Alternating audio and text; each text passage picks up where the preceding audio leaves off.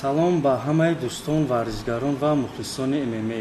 имрӯз тасмим гирифтем ҳамроҳи Абдураҳмон Тоҳиров, духтури Федератсияи Таҷмақ, дар мавзӯи омодасозии варзишгарон ҳам ба чемпионатҳои дохилӣ ва ҳам ба чемпионатҳои ҷаҳонӣ ва байналмилалӣ.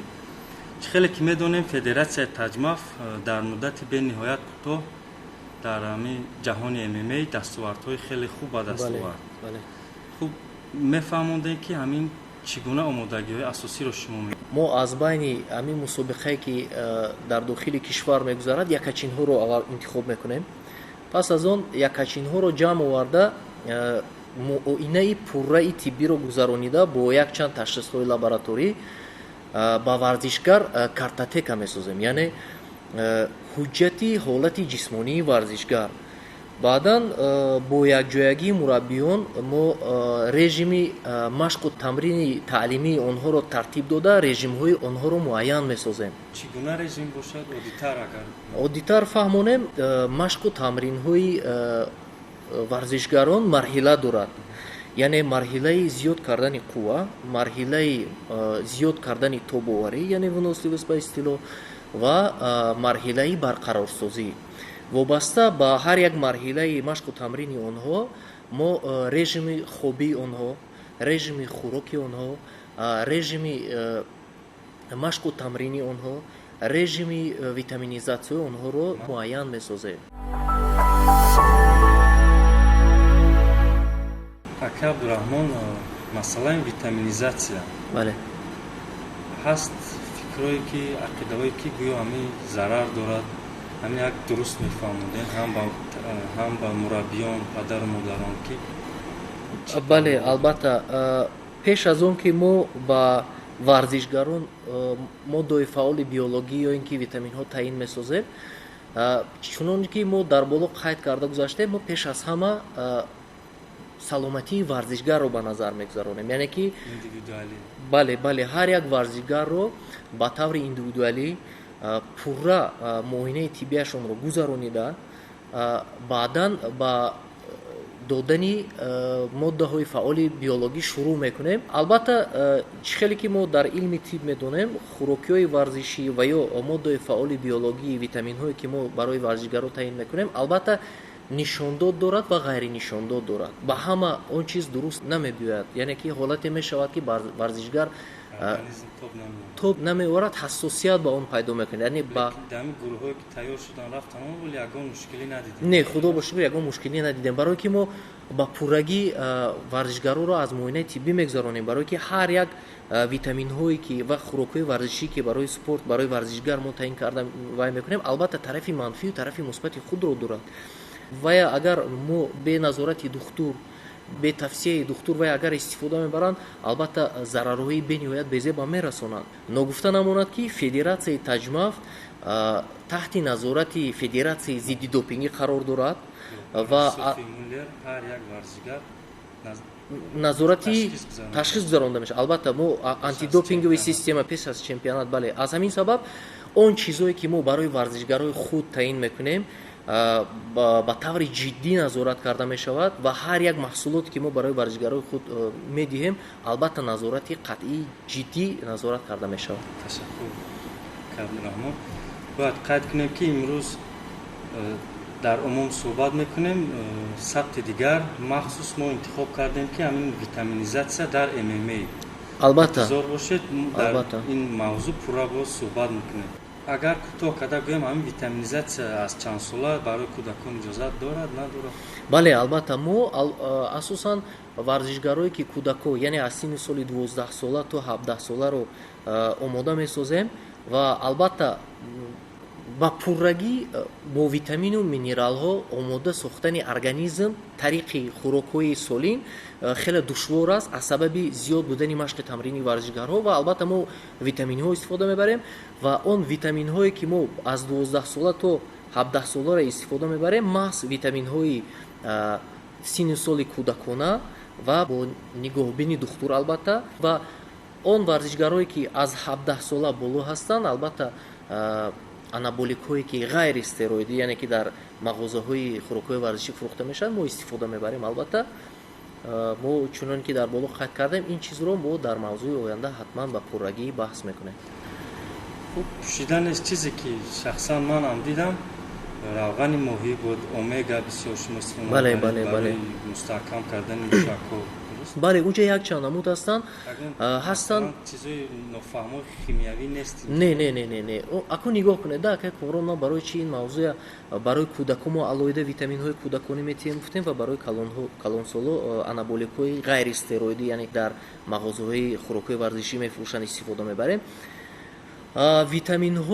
витаминҳои маҳз барои кӯдакҳо ҳастанд, витамину моддаҳои фаъоли биологӣ ки барои кӯдакҳо ҳастанд, аз синни соли 10 сола то синни соли 17 солара ҳастанд ва хӯрокҳои варзишӣ ки аз 17 сола боло истифода мебаранд.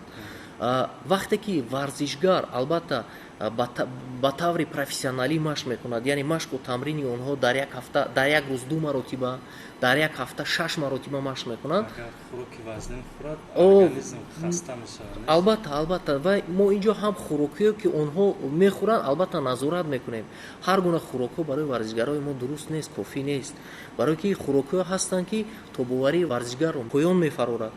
хӯрокҳое ҳастанд ки ғизое ки мо ҳаррӯза истифода мебарем дар ратсиони режими хӯрокҳои мо барои варзишгарони мо дуруст намеоянд. албатта варзишгарони мо хӯрокҳои махсус хӯрокҳои диетически ба истилоҳ агар гӯем диетикӣ истифода мебаранд, яъне хӯрокҳои парҳезӣ истифода мебаранд.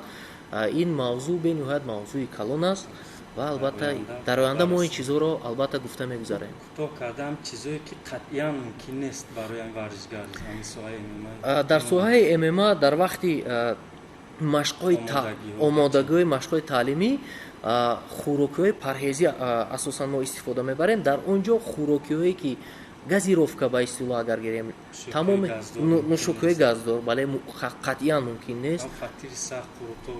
не мумкин нест. он ҷо хӯрокиҳои ба истилоҳ агар гирем жареный жирный солёный острый мумкин нест. ана ғизоҳое ки фастфуд мегӯянд, яъне ки зуд тайёр тез тайёр ба монанди хотдог, питса, қурутоб, ин чизҳоро қатъиян истифода бурда мумкин нест. албатта он ҳазми онҳо дертар аст ва барои организми варзишгар маҳз намуди муҳорибавӣ зарари ҷиддӣ мерасонад. вазнпартоӣ низ дуруст, вазнпартоӣ низ як процесси бениҳоят нозук аст, чунки дар давлатҳои хориҷа дар бобати вазнпартоӣ ҳар як варзишгар диетологи худро дорад. агар ин режимҳоро ба пуррагӣ таҳти назорати духтур агар мо муоина яъне назорат накунем, агар зарари бениҳоят ҷиддӣ мерасад барои варзишгар ҳам дер барқарор мешавад ва ҳолатҳои нуқсонҳои бемории системаи ҳозимаи варзишгар мегардад ва аз ҳамин сабаб вазнпартоӣ агар дар ёдтон бошад дар мусобиқаи ММА UFC ҳабиб нурмагомедов дар вақти муҳорибавӣ бо Тони Фергюсон мезаданд, аз пушти вазнпартоӣ дар реаниматсия ғалтида буд, агар дар ёдтон бошад. аз рӯи назари тибби варзишӣ вазнпартоӣ қоидаи қонуни худро дорад. якчанд намуди вазнпартоӣ, якчанд намуди диетаҳо аст, як мавзӯи калон аст. албатта мо ин чизо ҳатман дида мебароем. амин варзишгарони таҷмаф ки ба тими мунтахаб аъзо мешаванд, амин таъминот аз тарафи таҷмаф аст. чӣ хеле ки мо медонем президенти федератсияи мо Даврон Ҷураев низ худ варзишгар аст ва ҳар як машқу тамрини моро назорат мекунад ва он шахс барои тими мунтахаби Тоҷикистон бениҳоят шароитҳои фароҳам омода сохтааст. сар карда аз хӯрокиҳои варзишӣ аст то маҳси бадан, ҳамоми варзишгар, либосҳо ва хӯрокҳои парҳезии серғизо федератсияи мо ба пуррагӣ таъмин месозад. ака Абдураҳмон, хуб амин сири дастовардҳои хуби таҷмафа мегуфтем. сири дастовардҳои таҷмаф гӯем ки сир надорад бародарҷон. сабаби асосӣ ин интизом аст, яъне ки дисциплина ба истилоҳ агар гирем, новобаста дар кадом самти зиндагӣ набошад, интизом вазифаи яъне роли бениҳоят муҳимро мебозад, чунки беинтизом мо ба мақсад расида метонем, лекин бениҳоят ба роҳҳои душвору қин. Агар интизом бошад, мо бо роҳи осону сабук ба он қуллаҳои баланде ки мо орзу дорем ҳама вақт мерасем. ҳамин нақша ояндаи наздик чӣ нақшаҳо дорад таҷмаҳ як гуфта мегузаштем барои мухлисон? нақша мо ба наздикӣ моҳи охирои май чорабинии мусобиқаи республика байни ҷавонон ва наврасон мегузаронем, ки байни онҳо мо якачинҳоро ҷамъ мекунем барои омодасозӣ ба мусобиқаи ҷаҳон дар шаҳри Абу-Даби моҳи август байни кӯдакону наврасон. Бале. Ва дуюм чорабинии мо моҳи июн мешавад дар вилояти Суғд байни наврасону калонсолон мегузарад ва чорабинии сеюммон дар дохили мамлакати мо мегузарад. Санаи аниқаш дар ёдам нест, аниқтараш ҳамин дар тирамоҳ моҳҳои сентябр октябр мегузарад. онҷо ҳам мо якачинҳоро муайян месозем ва ба мусобиқаи ҷаҳонӣ омода месозем. Бале, баъд калонсолон аз ҷавонону наврасон дар Абу-Даби мегузарад моҳи август аз 2 то 5. ҳамун як ҳолат буд, ёдтон бошад, дар Абу-Даби чемпионати байни наврасон буд. ҳама ҷобаҷо шудем дар меҳмонхона. Азбаски хай кӯдакам ва ё вазн кашид чандин нафар вазношон зиёд омад. Гарчанде ҳар субҳ мо шумо мураббиё назорат мекардам ки чизои серғизо нахӯранд, ширинӣ нахӯранд. Хайли ба сари ҳам омаданаш мумкин аст ва ё кӯдакам хайвайро фаҳмидан мумкин аст. баъд фаҳмидем ки паноӣ ба ҷои мехӯрданд. Дуруст. баъд ҳамун шаб ма худам шоҳид будем ки шумо ҳамроҳи мураббиё акай Бахтиёру акай Рустам хона ба хона гашта буданиҳошонро ҷамъ кардем ки вақт бахтона, лекин ҳама гузаштем. Худо ба шукр. мақсад ки як паҳлӯи душворам дора, иҷа фақат рафтан баромад кардан. дар паҳлӯи ин мушкилот зиёд аст. албатта инҷо бениҳоят як нюансҳои аҷибе ҳастанд.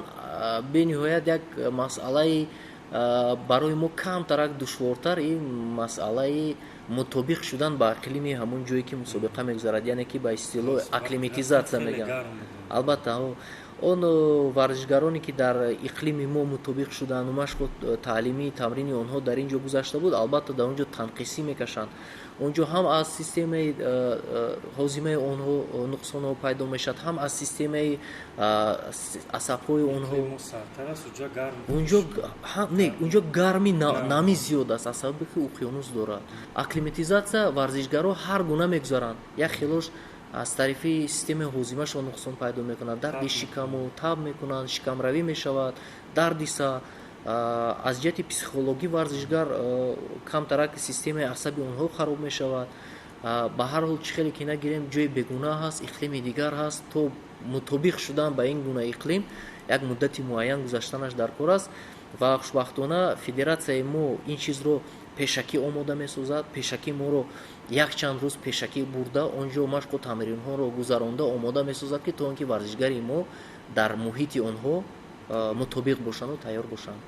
ташаккур зиёд, муваффақият. раҳмат акай Комрон, саломат бошед.